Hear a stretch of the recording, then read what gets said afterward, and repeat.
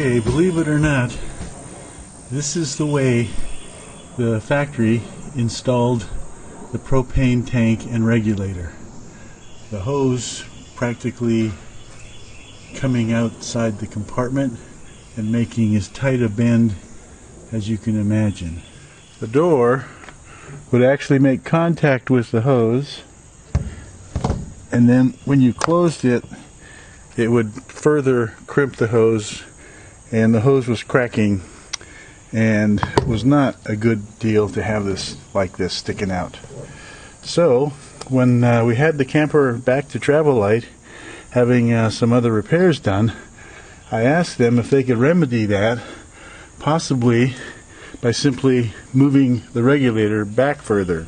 I just thought if the regulator was moved further back, then that hose wouldn't have to make such a sharp bend to get around. Now why would the hose stick? The hose is breaking right here. It's already cracking because you can't close the door without compressing and bending that hose right there. So there's 4 screws holding on. It just needs to be moved in an inch, and I'd like this hose replaced. Travel Light made the adjustment as suggested by moving the regulator back about 4 inches, but in doing so created another equal safety issue relating to the outlet hose on the back side of the regulator. The stock hose assembly used at the factory seems to have been sourced from a travel trailer application, as this rubber outlet hose is actually 18 inches long. This extra 10 inches of hose is folded, twisted, and tucked away down behind the bottle where it can't be seen. We ran out of propane this week, and when we got home I removed the tank to get it filled and saw the compromised hose for the first time, and decided to fix the problem by replacing the outlet hose with the proper 8-inch length hose. When working with gases such as propane, you are required to use a specific type of Teflon tape that is yellow. The common white Teflon tape is used primarily for sealing water and air fittings. This is the hose that was 18 inches long and remanufactured to 8 inches in length. This is the rubber outlet hose that goes from the regulator to the flare nut on the copper tubing entering the camper cabin. It connects to the regulator with a 3/8 inch pipe thread and to the copper pipe with a 3/8 inch flared end.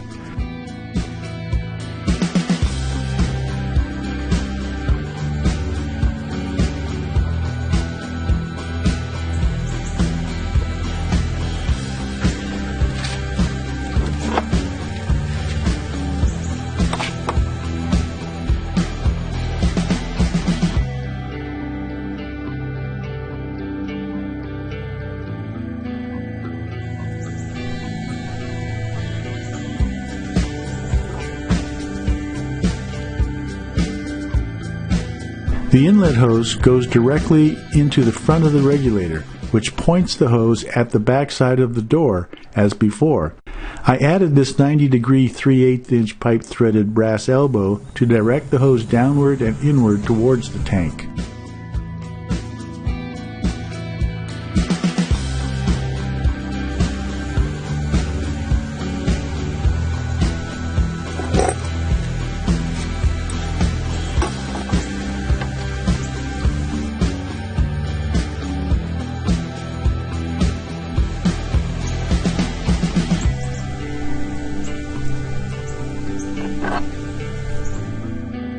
I purchased a new stainless steel braided inlet hose from Amazon that was 15 inches long. This was 3 inches longer than the original inlet hose and provided the extra length to accommodate the 2-inch extension needed for the gauge fitting.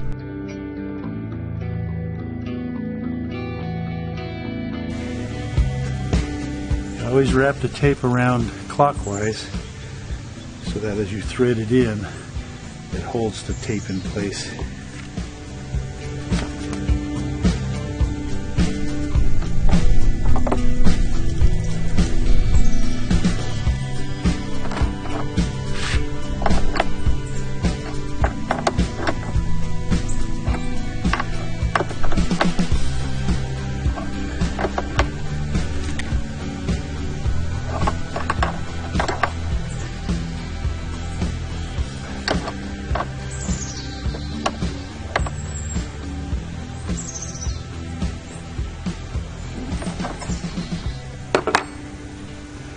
There we go. There's my regulator assembly.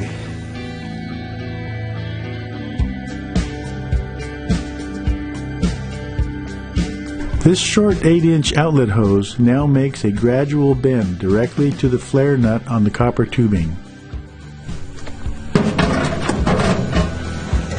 Tightening the flare nut on that hose there.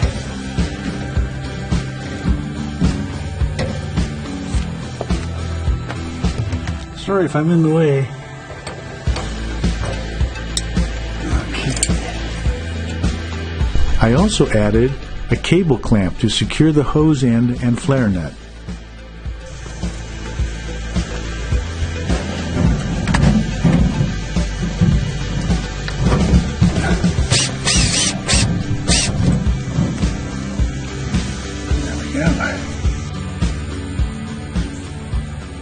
These volume gauges give you an indication of how much or how little propane you have left in the tank.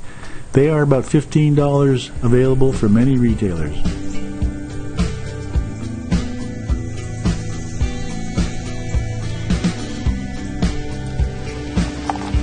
Soapy water. Leak check. Time to check for leaks.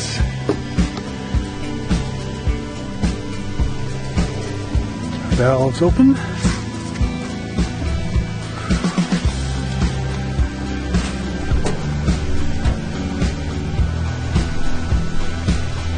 Good there.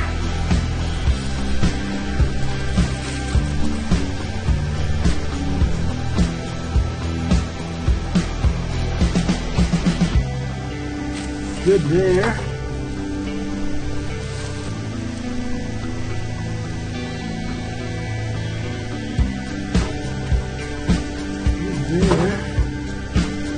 Good there.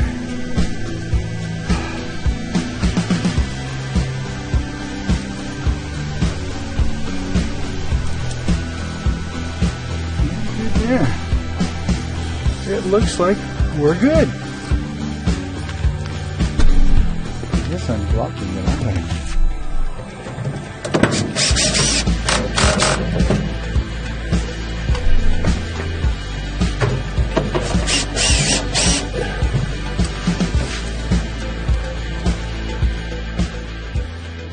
Can you imagine this hose had 18 inches long, all twisted and folded over on itself, jammed behind the storage tank? One last final check.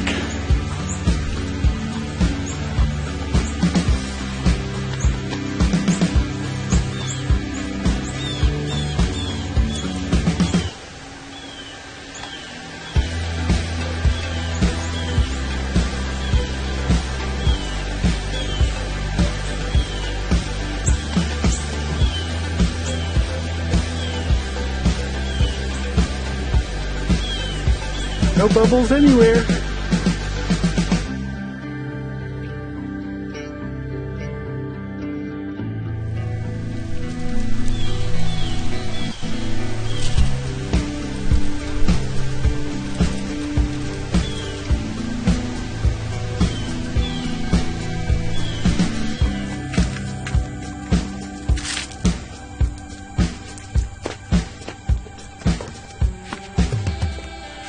Dun, dun, dun.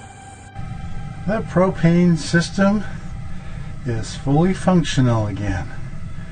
We had run out of propane at the campsite last week, or this week, and that's what led me to take the cylinder out, which led me to find the hose pinched, which led me to do all the work on the compartment. But now the compartment's done and everything's working as it should. This is a much more sanitary installation.